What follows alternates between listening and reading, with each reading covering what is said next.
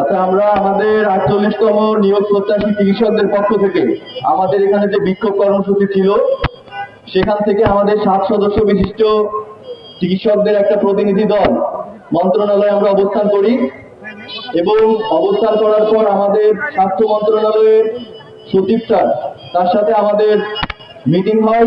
আমরা সেখানে প্রায় 3 ঘন্টা যাবত ওয়েট করছিলাম। ফাইনালি আমরা স্যারের সাথে দেখা করার সুযোগ পাই এবং আমাদের মিটিং চলে। তো সেখান থেকে স্যাররা আমাদেরকে যে সকল প্রশ্ন করছিল, স্যারদের যে সকল বিষয়ে ভুল ধারণা ছিল, আমরা সেগুলো যুক্তিযুক্তভাবে সুন্দরভাবে আমরা খণ্ডন করে আসছি। এটা আমাদের একটা প্রাথমিক বিজয়। স্যারদের অনেক বিষয়ে ভুল ধারণা ছিল, স্যাররা যুক্তি দিয়েছিল যে এই কারণে এই সমস্যা, আমরা সেগুলো সুন্দরভাবে উপস্থাপন করেছি। সেখানে স্বাস্থ্য অধিদপ্তরের ডিজি ডাক্তার জাফর স্যার তিনিও ছিলেন এবং এই বিষয়টা মাননীয় উপদেষ্টা নূরজাহান ম্যাম সহ সহকারী sir doctor Saidur Rahman sir সবাই অবগত। তাদের পক্ষ থেকে দায়িত্ব দেওয়া হয়েছিল সচিব স্যারকে। আমাদের একটা সফল মিটিং সেখানে সম্পন্ন হয়। কিন্তু আমরা যে 1 মাস রাস্তায় অবস্থান করছি, সারা বাংলাদেশের মানুষ যখন চিকিৎসা অভাবে ঢুকে মরছে, এটা একটা জাতীয় ইস্যু, এটা একটা বার্নিং ইস্যু। এটা আমরা 1 মাস পরে আমরা এই যুক্তি, এই তর্ক এর ভিতরে আমরা থাকতে চাই না।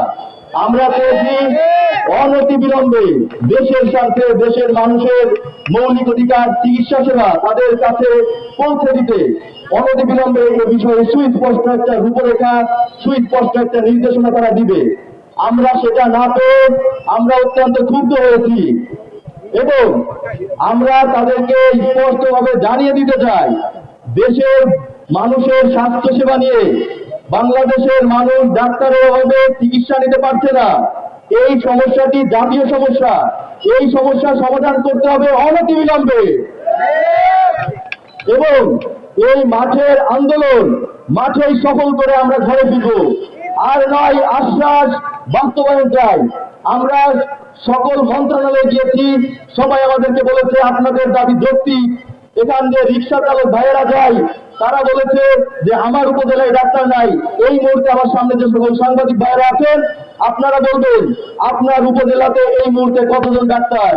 আপনার মা অসুস্থ হয়ে যখন হসপিটালে যাচ্ছে, আপনার মাকে কি ডাক্তারের অভাবে সেখান থেকে রেফার করা হচ্ছে না?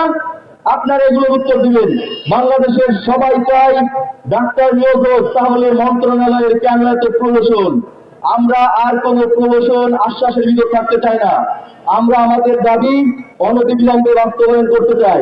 সেটা যতক্ষণ না পর্যন্ত পূর্ণাঙ্গভাবে একটা সুস্পষ্ট কথা না আসবে, আমরা এই অবস্থান ছাড়বো না।